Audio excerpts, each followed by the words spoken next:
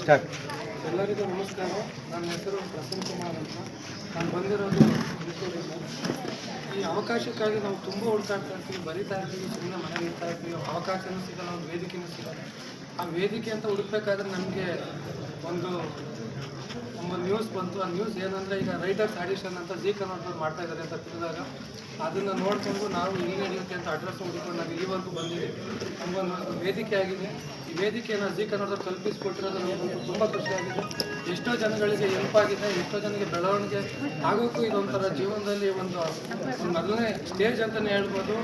ಈ ಥರ ಜೀ ಕನ್ನಡದವರು ತುಂಬ ಪ್ರೋಗ್ರಾಮ್ಗಳನ್ನ ಮಾಡ್ತಾ ಇರ್ತಾರೆ. ಅದರಲ್ಲಿ ನಮ್ಮ ರೈಟರ್ಸ್ಗೆ ಅಂತಲೇ ಎಸ್ಪೆಷಲಿ ಒತ್ತು ಕೊಟ್ಟು ಮಾಡಿದ್ದಾರೆ. ಅವಕಾಶಗಳು ನಾವು ತುಂಬ ಹುಡುಕ್ತಾ ಇರ್ತೀವಿ. ತುಂಬ ಬೆಂಗಳೂರು ತುಂಬ ಅಸಿಸ್ಟೆಂಟಾಗಿ ವರ್ಕ್ ಮಾಡೋಕ್ಕೆ ಹೋಗ್ತೀವಿ, ಯಾರು ಸುಮ್ಮನೆ ದುಡಿಸ್ಕೊತಾರೆ, ಏನೂ ಇರೋಲ್ಲ, ನಮ್ಗೆ ಏನು ಯೂಸ್ ಆಗೋಕ್ಕೆ ಏನೂ ಮಾಡಿಕೊಡೋದಿಲ್ಲ.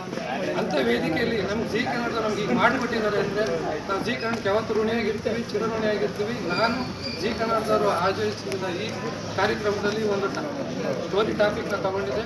ಅದು ಒಬ್ಬ ತಂದೆ ಮಗನನ್ನು ಈ ಸಮಾಜಕ್ಕೆ ಯಾವ ರೀತಿಯಾಗಿ ಬೆಳೆಸ್ತಾನೆ, ಒಂದು ಕೊಡುಗೆಯಾಗಿ ನೀಡ್ತಾನೆ, ಆ ಜೀವನದ ಬಗ್ಗೆ ಯೋಚನೆ ಮಾಡ್ತಾನೆ. ಒಬ್ಬ ತಂದೆಯಾಗಿ ಮಗನ ಜೀವನ ಹೇಗೆ ರೂಪಿಸ್ಬೇಕು ಅಂತ ಯೋಚನೆ ಮಾಡ್ತಾನೆ ಅನ್ನೋ ಟಾಪಿಕ್ನ ತಗೊಂಡು ನಾನು ಇವತ್ತು ಬರೆದಿದ್ದೀನಿ. ಆ ಮಗ, ಆ ತಂದೆ ಎಷ್ಟು ಪರಿಶ್ರಮ ಪಡ್ತಾನೆ ಮಗನಿಗೋಸ್ಕರ. ಈ ಪ್ರೀತಿ ಪ್ರೇಮ ಅನ್ನೋದ್ರಲ್ಲಿ ಮಗ ಬಿದ್ದು ಹಾಳಾಗೋದನ್ನ ಯಾಕೆ ತಡೀತಾನೆ, ಆ ತಡೆಯೋಕ್ಕೆ ಯಾವ ಥರ ಐಡಿಯಾ ಉಪಯೋಗಿಸ್ತಾನೆ, ಮಗನ ಯಾವ ರೀತಿ ದಾರಿ ತರ್ತಾನೆ, ಮತ್ತೆ ತಂದೆ ಮಗನ ಈ ಸಮಾಜದ ಉತ್ತಮ ವ್ಯಕ್ತಿಯನ್ನಾಗಿ ಮಾಡಿ ಒಂದು ಉದ್ಯೋಗ ಕಲ್ಪಿಸಿಕೊಟ್ಟು ಅವ್ನ ಕಾಲ ಮೇಲೆ ಅವ್ನು ನಿಂತ್ಕೊಳ್ಳೋ ಥರ ಮಾಡ್ತಾನೆ ಅನ್ನೋದು ಈ ಸ್ಟೋರಿನ ನಾನು ತುಂಬ ಅಚ್ಚುಕಟ್ಟಾಗಿ ಮಾಡ್ತೀನಿ.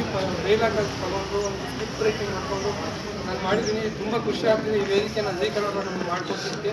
ನಾನು ಯಾವತ್ತೂ ಚಿರಋಣಿಯಾಗಿರ್ತೀನಿ. ಜೈ ಹಿಂದ್, ಜೈ ಕನ್ನಡ. ಓಕೆ.